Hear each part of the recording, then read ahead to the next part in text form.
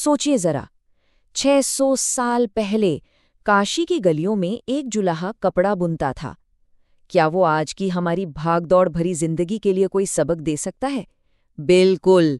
आज हम बात करेंगे उसी महान रहस्यवादी कवि कबीर की और उनके ज्ञान के सागर में गोता लगाएंगे।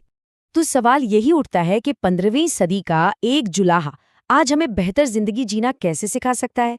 चलिए मिलकर इसी दिलचस्प सवाल का जवाब खोजते हैं और देखते हैं कि उनकी बातें आज भी इतनी जरूरी, इतनी ताज़ा क्यों लगती हैं। तो सबसे पहले ये समझना जरूरी है कि आखिर कबीर थे कौन। ये हैं कबीर, 15वीं सदी में काशी की हलचल भरी गलियों में रहने वाले एक आम से जुलाहे। लेकिन उनकी इस सादगी में ही एक असाधारण ज्ञान छिपा था। वो एक रहस्यवादी कवि थे। अब इसका मतलब क्या है? मतलब ये कि वो धर्म की बाहरी दीवारों को तोड़कर सीधे सच्चाई से, ईश्वर से जुड़ना चाहते थे। और पता है, यही वजह है कि उनकी कविता आज भी सदियों बाद दुनिया भर में लाखों लोगों के दिलों को छू जाती है। अच्छा, कबीर की सबसे बड़ी खासियत क्या थी? उनकी सादगी। कमाल की बात यह है कि वो जिंदगी की बड़ी बड़ी गहरी सच्चाइयों को सिर्फ 2 लाइनों में कह देते थे। इन्हीं को हम दोहे कहते हैं। तो चलिए उनके कुछ सबसे दमदार दोहों को समझते हैं और देखते हैं कि वो हमें क्या सिखाते हैं। पहले जरा इस दोहे की लय और इसकी भावना को महसूस कीजिए। वो कहते हैं, ऐसी बानी बोलिए मन का आपा खोए, औरन को शीतल करे आपू शीतल होए। तो इसका सीधा सा मतलब क्या हुआ?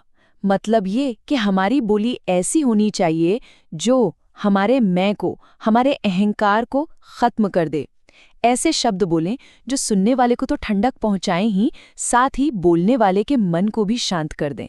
तो कुल मिलाकर कबीर यही याद दिला रहे हैं कि हमारे शब्दों का असली मकसद अपनी बड़ाई करना नहीं है, बल्कि अपने लिए और दूसरों के लिए शांति और सुकून का माहौल बनाना है। कितनी गहरी बात है ना?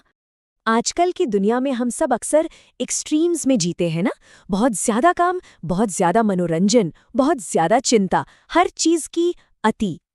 इस पर कबीर हमें संतुलन का, बैलेंस का एक बहुत ही सरल सिद्धांत देते हैं। सुनिए, वो हर तरह की अति के खिलाफ कैसे चेतावनी देते हैं। कहते हैं, अति का भला न बोलना, अति की भली न चूप, अति का भला न बरसना, अति की भली न धूप। देखिए कितना सरल लेकिन कितना गहरा विचार है। मतलब ना तो बहुत ज्यादा बोलना अच्छा है और ना ही एकदम चुप रहना। ठीक वैसे ही जैसे ना तो जरूरत से ज्यादा बारिश अच्छी होती है और ना ही बहुत ज्यादा धूप। और बारिश और धूप का ये जो सिंपल सा उदाहरण है ना, ये हमें जिंदगी का एक बहुत गहरा सच सिखाता है कि चाहे हमारी बातें हों, हमारे काम हों या हमारी भावनाएं, हर चीज में बैलेंस यानी संतुलन ही खुशहाली की असली चाबी है।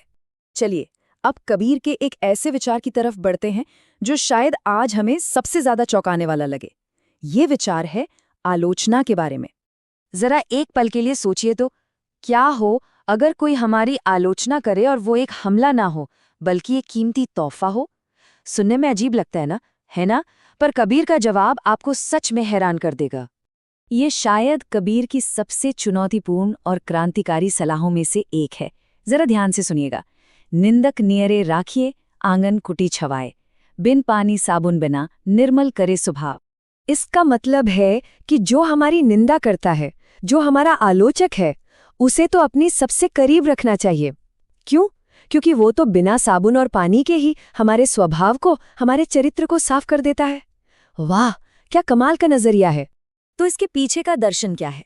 दर्शन ये है कि हमारा असली विकास, हमारी असली ग्रोथ तारीफों से नहीं होती बल्कि आलोचना का स्वागत करने से होती है। क्योंकि हमारे आलोचक ही हमें वो आईना दिखाते हैं जिसमें हम अपनी वो कमियां देख पाते हैं जिन्हें हम खुद कभी नहीं देख पाते। अक्सर जब हम महानता या ग्रेटनेस के बारे में सोचते हैं तो दिमाग में क्या आता है? पद, पैसा, शोहरत, है ना? पर कबीर सवाल पूछते हैं कि क्या सच में यही महानता है? इस बात को समझाने के लिए वो खजूर के पेड़ का एक बहुत ही बेहतरीन उदाहरण देते हैं। वो कहते हैं, बड़ा हुआ तो क्या हुआ, जैसे पेड़ खजूर, पंथी को छाया नहीं, फल लागे अति दूर। ये तुलना एकदम साफ कर देती है कि सिर्फ ऊंचा या बड़ा हो जाना महानता नहीं है। खजूर का पेड़ बहुत ऊंचा होता है, पर ना तो वो किसी राहगीर को छाया दे पाता है और ना ही उसके फल आसानी से किसी को मिलते हैं। तो सच्ची महानता किसमें है?